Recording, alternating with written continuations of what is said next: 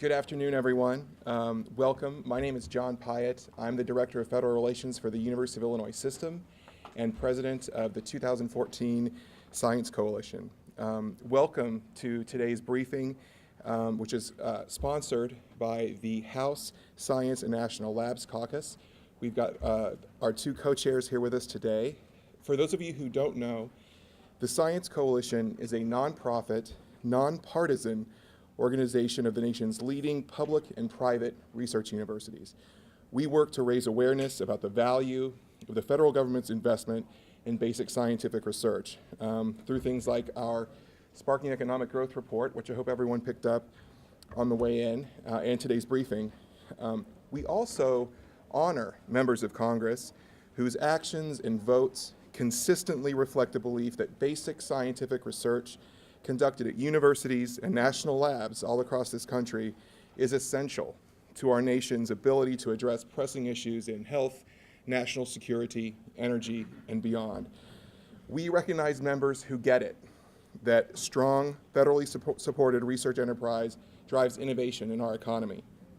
So we are very pleased to be able to steal a few minutes at the start of today's briefing to recognize a co-chair of this caucus, Congressman Chaka Fattah of Pennsylvania, with the Science Coalition's Champion of Science Award. And we are doubly pleased because Congressman Hultgren from Illinois, a past award recipient himself, is here to present it. So let me turn it over to you, Congressman. Thank you. Thank you so much. You bet. Well, thank you so much all for being here, John. Thank you to the Science Coalition. Thank you so much. This is really such an exciting process for us, and one more important step. And just I'm excited to have you here. Very excited about the caucus, the National Science and Laboratories Caucus. And the idea, as John mentioned, behind the caucus is really to educate members of Congress of the importance of the science ecosystem, of how our research universities, how our laboratories, how industry all work together, and how without one functioning well, all suffer. And that is so important for us. And I am so pleased that you're here today, so pleased with the great work that the Science Coalition is doing. And once again, to make this recognition of if we aren't doing this research, we suffer as a nation. We become less of an innovative nation. And we don't have great innovation, great discovery, and great new business startups. And it's one of the things I'm excited about with discussion today with the Science Coalition Sparking Economic Growth 2.0. Talks about 100 new companies, or 100 more companies that have started up or doing things because of national research and our commitment of our laboratories and our research universities. So this is a great topic, a great subject, and I'm so especially pleased today and honored to be able to recognize a good friend of mine and my co-chairman, someone who has absolutely been a visionary in this idea of making sure all members of Congress understand the importance of our laboratories, of our research universities, and how this all works together, and the really strong importance of basic scientific research. Congressman Fattah and I talked, a couple years ago about this idea of starting up this caucus, recognizing that many of us who have national labs in our district are passionate about our laboratory, but don't always understand how the laboratories work together and the value of all of our laboratories and how each one plays a specific part.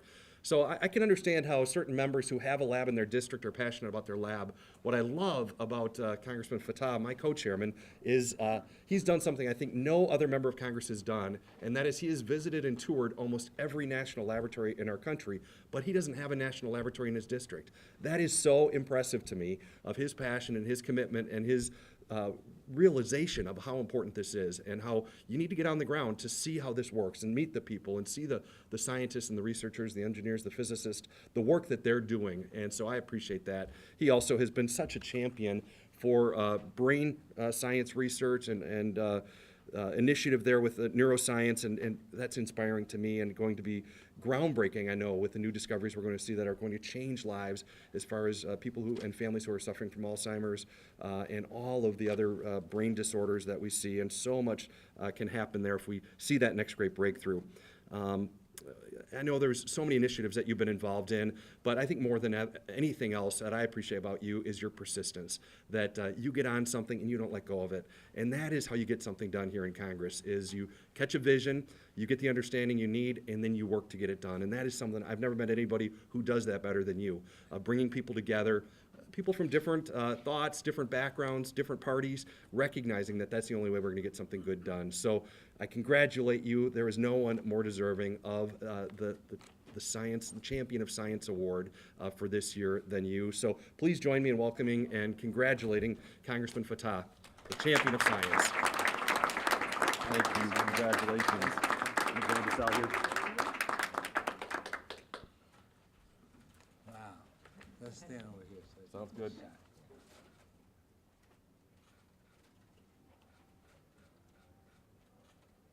Well, thank you. I'll hold it for you. Let me thank my chairman. He calls me a co-chair, but he's really the lead in this effort around national labs and science, and he's done such an extraordinary job. I visited two labs near and dear, the Firma and the Aragon labs, and but it is true that I've been around, but I've also know that you came here to hear the panelists. So I'm not going to give you a long dissertation. I want to thank my hometown University of Pennsylvania, and I know you're going to hear from Dr. Swartzley and Bill for your great leadership and work. I want to thank the Science Coalition for this acknowledgement. And, you know, it seems as though we're in a sequence here. Last night I got the Whitehead Award for my neuroscience initiative, and next week I'm sharing an award with the Prime Minister of Australia. I'm not going down under, however.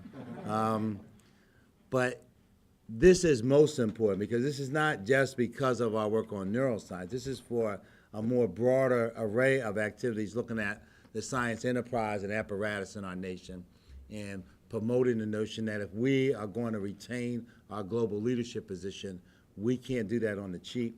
We have to make the investments. We have to be committed to big science. And we have to be committed to basic scientific research. So I am truly appreciative of this acknowledgement. And we're going to keep doing the work that we're doing. I'll close with this, that Eric Cantel, I was with, he's a Nobel laureate in neuroscience, and he said, you know, the key to success is pretty simple at the end of the day, and that is that you keep working. So you heard my chairman say, be persistent. I'm persistent, and as a nation, we need to persist in our success at leading globally in science. And the way to do that is to continue to work hard. Thank you very much.